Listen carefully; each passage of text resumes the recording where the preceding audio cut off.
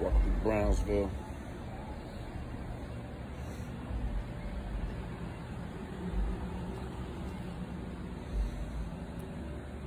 Brownsville, home of the brave. You know, at the Murder Incorporated headquarters. Murder motherfucking Inc.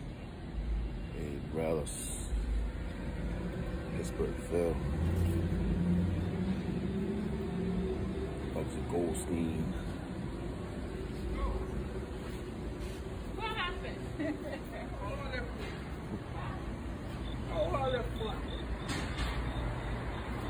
I mean, who else?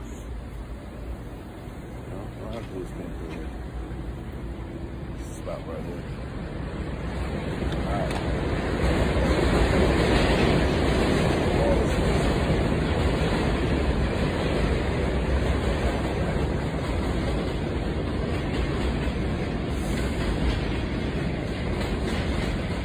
It's only right that I'm out here at 4 in the morning.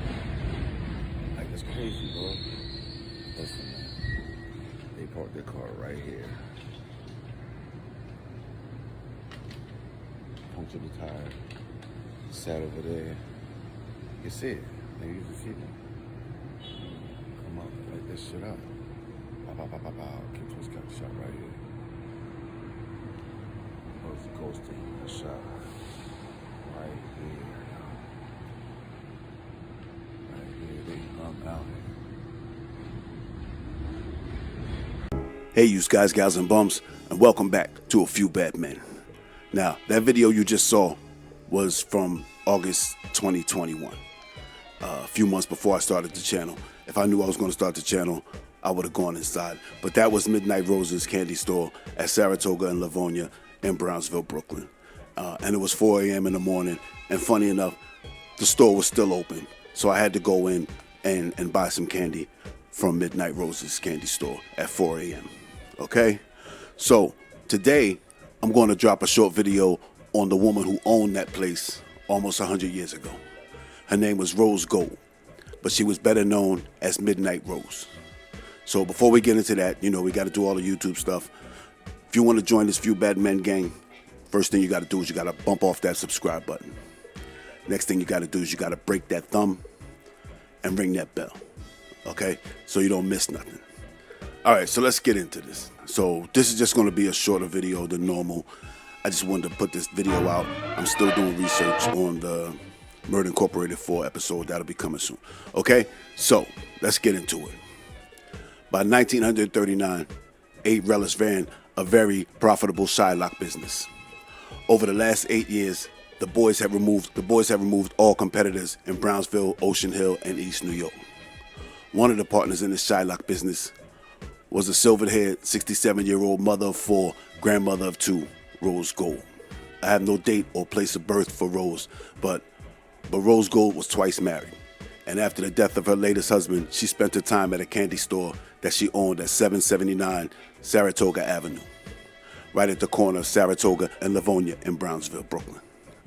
She called the place Midnight Roses, and she sold ice cream, candy, soda, cigarettes, cigars, and stationery.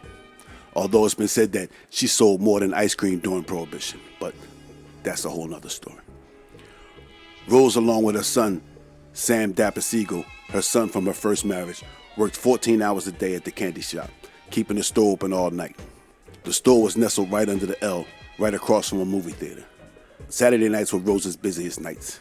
She would serve ice cream to young couples out on dates after a late-night movie. In the daytime, kids would come and buy candy.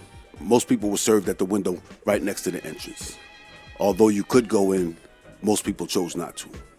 Those who went in were usually well-dressed, hard-faced young men. The neighbors said that Rose was a nice old lady, quiet, and she kept to herself. The owner of the store right next to Midnight Roses said they were neighbors for over a decade and he never got to know her. So it may have come as a surprise when they read in the papers on May 5th, 1939, that the elderly Rose Gold had been arrested and was being held on $50,000 bail. You see, Rose was not your average little old lady. And that candy store was not just any old candy store. Midnight Roses was the headquarters of the Relish mob. the central hub of the Shylock empire Abe and the boys had built. The location was perfect. The dark corner and the fact that the store was open all night made an ideal place for the gang to congregate. Rose became sort of a mother figure to the crew of misfits who hung around the store. She was a salty-tongued old lady who was always available to bail the boys out at any time of the night. When asked why does she allow criminals into her store, she said, "Why don't the police keep them out? How can I control who comes into my store?" "Do you know Pittsburgh, Phil?" she was asked. "Pittsburgh, Chicago, San Francisco, what do I know about them? I've never been outside of Brooklyn in my life. All I know is I got Syracuse veins. I'm a sick woman." Rose was illiterate and could barely scrawl her name. Workers at her bank would help her make deposits or withdrawals, and they got a lot of practice. Rose would make deposits and withdrawals between $3,000 and $10,000 daily, and she had $150,000 in her account at the time of her arrest. No way this little ice cream shop was pulling in that kind of dough. Between 1936 and 1939, $400,000 came through that account. It came to the attention of gang-busting Assistant Attorney General John Amon. He began looking into the combination boys and noticed that a lot of bail bonds were pledged to her property. Rose was brought in and accused of falsely swearing bail bonds between 1934 and 1938. Amon charged her with 17 counts of first-degree perjury. Amon asked for $75,000 bail. Rose's lawyer jumped up and protested.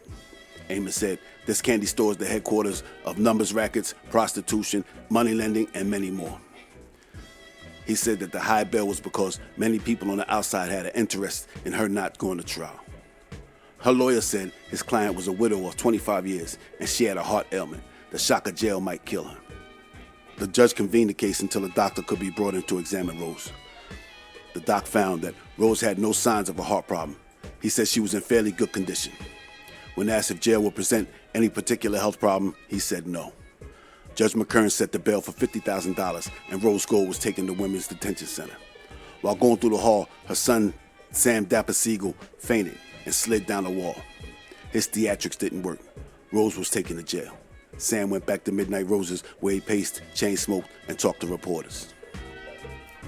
Sam Dapper Siegel was a part of the bail bond scheme along with Rose, her sister, her sister-in-law, and as well as the Frosh family, whose son ran the biggest bail bonds racket in New York. This is how the boys were able to get out of jail so quickly. Sam also ran a loan shark business with his partner, Louis Tiny Benson, the same loan shark who Puggy Feinstein owed money to, and they were under Abe Rellis. Tiny, who was not tiny, he was also known as Louis the Blimp. He weighed over 400 pounds. He and Siegel had operations in Brooklyn as well as Florida. The Rellis gang had a floating crap game as we talked about before. Tiny Benson would be there just in case a guy lost all his money and he needed some cash. Tiny would also be there to cash a check for you, $5 for every 100. And if you needed a loan and had proper ID and someone who could vouch for you, you could get a loan. 6 for 5. All right, so I'm going to explain the Shylock business really quick for you right now and why it was such a big money maker for the mob. You could get a loan for 6 for 5, like I said. That means every $5 you borrow, you owe 6. So if you borrow $5, you owe $11. So the usual term was 6 weeks. That's 120% interest over 6 weeks. And after you handed over 6 post-dated checks for 6 consecutive weeks, totaling the amount of the loan and the interest, Sam Siegel will give you a check for the amount borrowed. And the money was drawn off of Rose's account at the Bank of Manhattan Company, Brownsville branch. There was a tobacco humidor at Midnight Roses with pre-signed checks inside that Sam could use if Rose was not around. Tiny Benson was a former cab driver.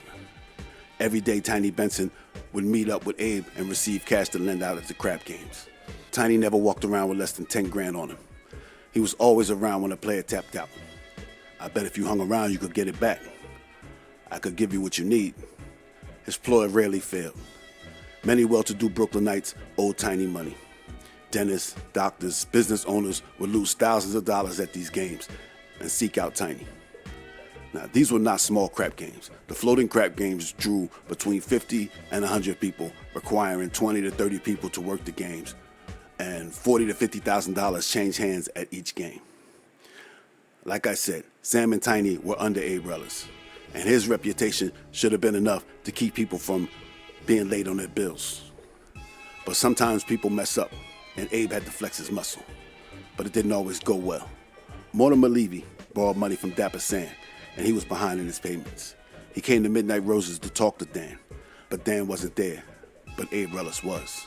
When Levy told Abe he didn't have the money, Abe grabbed him by the collar and threatened him. But Mortimer didn't have the fear in his heart that Abe assumed he did. Levy hauled off and punched Abe in the face. Now you would think that this was a death sentence, but Abe just backed off and told him, "You better get it straightened out or else."